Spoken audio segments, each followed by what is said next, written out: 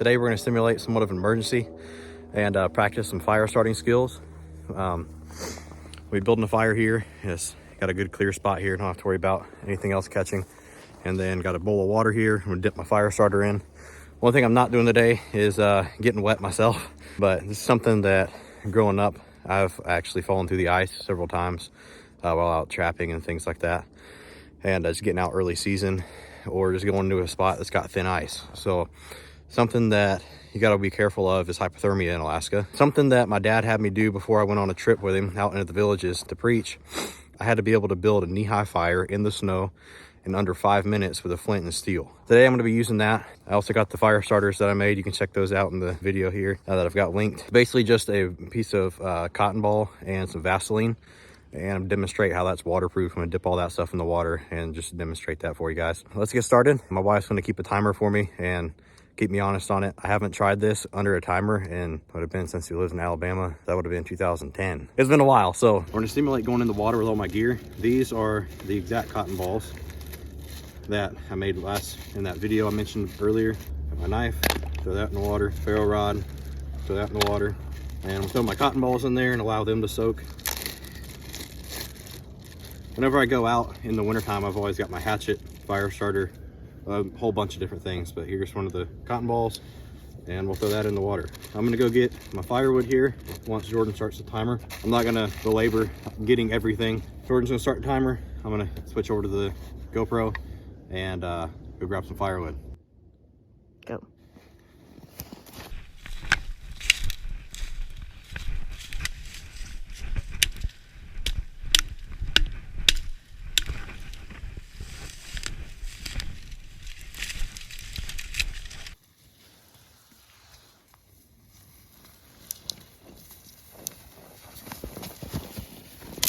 Main thing is to start with small wood and get plenty of it. I know with temptation, when I was smaller, the reason it took me a little longer than it could have to learn this thing is I wouldn't get enough small wood and big wood together. So you can get bigger limbs like this that have a lot of small wood out on the ends. That's what you want to work with. The other thing is to make sure that you get all of your wood situated, or not necessarily all of it, but a very large amount of your wood situated and ready to go before you start trying to light it up. You can burn your little stuff real quick, that's great, but it needs to be sustainable. So if you can get it going, be able to get somewhat of a source of heat from it, and then start working on getting bigger wood later, that's great.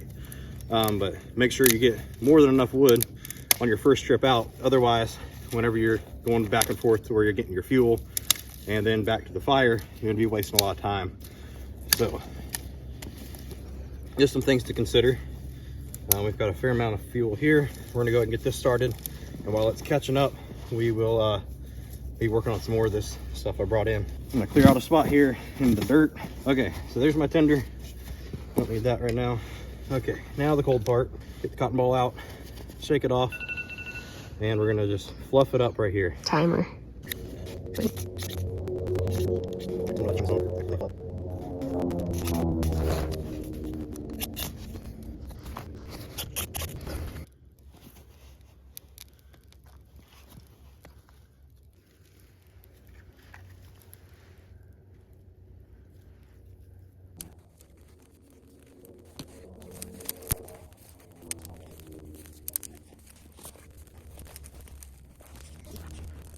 Well, that was a little longer than 5 minutes. Finally got it going. I think I figured out some things that will help me in the future is kicking out a lot more snow than I did. I was having issues with a lot of snow getting into my stuff, obviously. Drying off the ferro rod and the knife would have helped a lot too. It's been, like I said, like 15 years since I've done this. I didn't expect to have it in under 5 minutes, but I was hoping to have it a little quicker, but that's all right.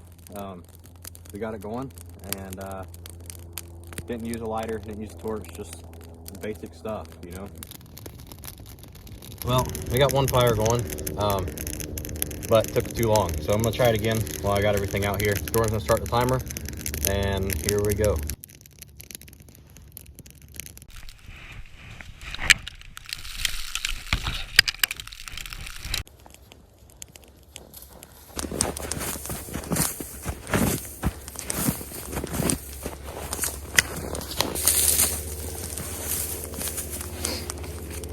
All right, there's that.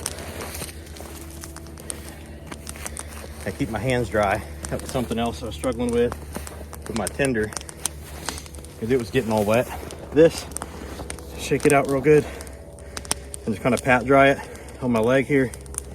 I'm just gonna spread this out, kind of rip it apart and get that really fine stuff showing right there. There we go. A lot of little cotton fibers here. Stick that down there.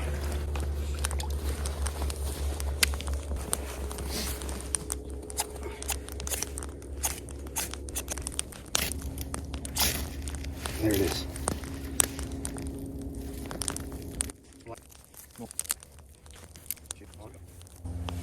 See, that Vaseline, that cotton ball is going to keep burning longer than the birch bark will, but the bark will let it heat up enough and start kind of wicking off of that cotton.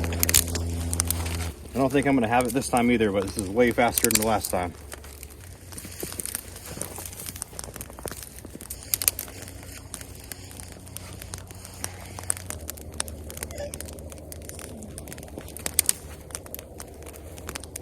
Up to my hand here.